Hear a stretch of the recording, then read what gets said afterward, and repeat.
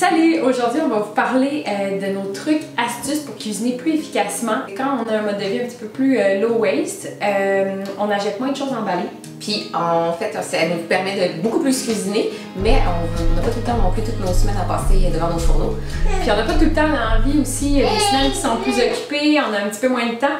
Donc on va vous parler de nos 10 trucs, astuces pour que ce soit plus efficace, plus rapide. Donc commençons numéro 1. La plus évidente, doubler les recettes. Ouais. Ça prend pas plus de temps, ça fait pas plus de vaisselle.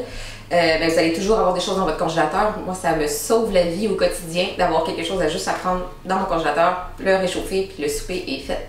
Très pratique aussi pour tout ce qui est des collations. En fait, c'est vraiment une astuce très évidente. Je dis doubler, mais parfois même je triple mes recettes. Quand c'est des cracks, des collations, des choses comme ça, vraiment c'est le fun d'en avoir beaucoup parce que...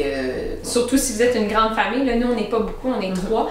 Mais quand vous êtes une grosse famille, je sais qu'une famille de 5, doubler une recette de muffins, ça peut durer juste une avant-midi. Oui, c'est ça. Donc, c'est la chose la plus évidente. On double toujours nos recettes. Puis ça fait des restants aussi après pour les lunchs. Si vous avez à préparer des lunchs pour la semaine, nous, on aime les repas chauds aussi. Donc, ça vous fait des petits restants. On aime ça. Ça fait un soir aussi par semaine à ne pas avoir à cuisiner si vous en avez plus. Donc ça, pensez-y, c'est une économie de temps. Tips numéro 2. Préparer les légumes d'avance. Donc, quand on revient du marché, c'est facile de juste tout mettre dans le frigidaire, mais il y a beaucoup d'aliments qui vont moins bien se conserver de 1 dans le frigidaire. Et de 2, il y a vraiment des façons de conserver certains aliments. Donc, exemple... des exemples. Oui! Oui! Les carottes, donc... c'est plus tentant de manger des carottes, surtout en crudité, quand elles sont préparées dans un contenant. Donc, on va couper nos carottes d'avance ou peu importe les légumes que vous voulez manger en crudité, on les coupe d'avance, on les prépare dans un contenant hermétique au frigidaire. Et de cette façon-là, toute la famille va manger probablement plus de légumes en crudité tout au long de la journée. Puis le matin, faire les lunchs, c'est plus rapide. Ah oui, c'est vrai que c'est moins tentant d'aller commencer à éplucher nos carottes puis couper en petits bâtons quand on a déjà faim. Le paquet de chips est beaucoup plus facile dans ce temps-là. Plus accessible. Sinon, il y a des aliments, des échalotes, on va les conserver dans un contenant avec de l'eau pour continuer qu'ils soient en vie. Donc, ça va éviter qu'ils s'affaissent dans le frigidaire. Fines herbes aussi. Fines herbes. D'ailleurs, il y a ce livre-là, Une aventure sans frigo, qui est quand même intéressant, qui nous montre plein de petits astuces pour conserver les aliments hors du frigidaire. Donc, toutes sortes de choses pour les pommes de terre, l'ail, les pommes, plein de choses. Les tomates. Les tomates, comment les conserver pour pas qu'ils périment trop vite. Donc ça peut être un bon truc à feuilleter. Ça évite le gaspillage alimentaire aussi. Donc, on a un nouveau membre vie de maman dans la vidéo. Alors, comme on disait, le kale aussi, on le conserve dans un contenant avec, on met les tiges dans un contenant avec de l'eau. Ça permet que ce soit un petit peu plus croustillant aussi. Les vinaigrettes. On n'est pas déconcentrés partout. Oh my god! Les vinaigrettes, c'est une vinaigrette. Hey, je vais s'arrêter de dire une vinaigrette. C'est une vinaigrette. Qu'est-ce qu'il y a dans ta vinaigrette? C'est une vinaigrette que j'ai faite hier. Teriyaki. C'est une recette que j'ai faite qui fait un plus gros, qui en fait un peu plus. Donc, sur la recette, ça disait que ça pouvait se conserver 2-3 semaines au frigidaire ou on peut la congeler. Donc, c'est pratique parce qu'un soir, exemple, on a du riz de fait, du tofu. Ben, on met le tout avec la sauce. Donc, ça fait un souper rapide. Oui, Auguste, on le sait que t'es là. Oui, donc c'est ça. Moi, le dimanche, en fait, j'aime beaucoup me faire comme une grosse sauce que je vais encore une fois doubler, tripler mes recettes. Je sépare ça dans plusieurs petits pots. Je mets ça au congélateur. J'inscris bien sûr sur mon petit pot ce que c'est. La date que je l'ai fait ici. Comme ça, au cours de la semaine ou du mois ou des prochains mois, ben, je sais juste à sortir ma sauce. J'en essaie d'alterner aussi. C'est pas toujours une sauce à spaghetti. Des fois, c'est une sauce à mac and cheese végétalien. Sinon, des sauces aussi pour poulet au beurre, des sauces Général Tao, des choses comme ça. C'est le fun quand on a plusieurs légumes. Riz, puis une protéine, puis on va juste comme tout sortir la sauce. Faire sauter ça, c'est beaucoup plus rapide. Cuire, c'est légumineuse. Donc, vu qu'on n'achète pas vraiment de légumineuses dans le can, on en a tout le temps, par exemple, une ou deux qui traînent dans le fond de notre garde-manger au cas où. En fait, c'est ça, on va cuire une grosse bâche de légumineuses parce que ça demande quand même un trempage d'une nuit, plus une cuisson d'à peu près 1h30.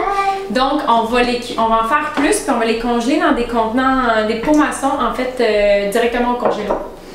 Le restant.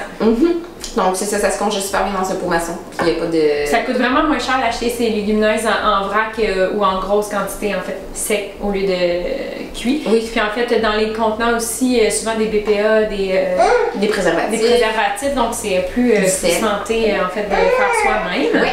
On prépare un féculent en plus grande quantité aussi. Donc, si par exemple vous avez un paquet de pâtes, au lieu d'en faire juste la moitié, cuisez-les au complet. Comme ça, vous allez avoir des lunchs pour le lendemain. Ou si vous avez besoin d'en incorporer au cours d'une recette durant la semaine, ben, c'est déjà cuit. Ça sauve beaucoup de temps. Donc, on essaie de varier aussi nos féculents. On va toujours prendre des pâtes et du riz. Comme... Exemple du quinoa, on va se faire une grosse batch, on va en mettre un peu dans une soupe, on va faire une salade de quinoa avec le reste, on va faire un sauté. Donc, on peut varier comme ça. Ouais, quinoa et riz d'ailleurs, on avait des recettes sur notre blog, de recettes anti-gaspillage pour l'incorporer à des crêpes. Vous en avez trop fait. Elle est vraiment très très bonne, cette recette-là, je l'aime beaucoup. Ensuite, on prépare une grosse batch de crêpes, de muffins, tout pour les déjeuners. Ça fait changement des toasts tous les matins, donc d'avoir juste des crêpes qui sont déjà congelées, qu'on fait juste mettre au toaster. On va vous mettre notre recette en bas, notre recette préférée de crêpes vegan, en fait sans produits animaliers, à la graine de chia. Honnêtement, j'en ai essayé beaucoup, mais celle-là, c'est juste... Fluffy as well. Fluffy. C'est vrai. Puis moi, j'en ai fait une quarantaine la dernière fois. On les met toutes sur une plaque de cochon. Il n'y en a jamais assez. Non, c'est fou. Ça m'a duré, je pense, 2 semaines parce que j'en prenais tous les matins. Je suis un peu intense aussi sur les crêpes. Donc, c'est ça. Doubler, tripler votre recette. Puis après ça, congeler individuellement sur une plaque à cuisson. Puis on les met après ça dans un plat. Puis on a juste à se prendre. Ils ne seront pas tous collés en bloc ensemble. Oui, c'est vrai, sinon c'est un peu plate le matin. Ça se met juste dans le toaster facilement. Oui, exactement. Puis nous autres, on est juste encore des petites familles. Ouais. Mais si vous avez plusieurs enfants, puis vous avez besoin de lunch, de collation comme ça, c'est encore une fois doubler, tripler vos recettes. Faites des muffins, une grosse quantité, tout en même temps. Ça va vous prendre un petit peu plus de temps pour cette fois-ci, mais vous allez en avoir au congélateur déjà prêt, juste à mettre dans le lunch. Conserver ces aliments dans des bocals, dans les aliments secs, dans les bocals. De cette façon-là, on voit vraiment notre inventaire de ce qu'on a en cuisine. Ça fait moins aussi de contenants qui débordent, exemple des sacs de farine avec la farine qui tombe. C'est vraiment simple. En fait, on a juste à l'ouvrir, on prend notre quantité avec notre tasse à mesurer, on referme, c'est tout. Donc c'est vraiment plus vite. Oui, exactement. Rien à redire sur le sujet. C'est tout. Totalement bien expliqué. Le truc numéro 8, on trouve nos recettes chouchous et on les fait et on les refait.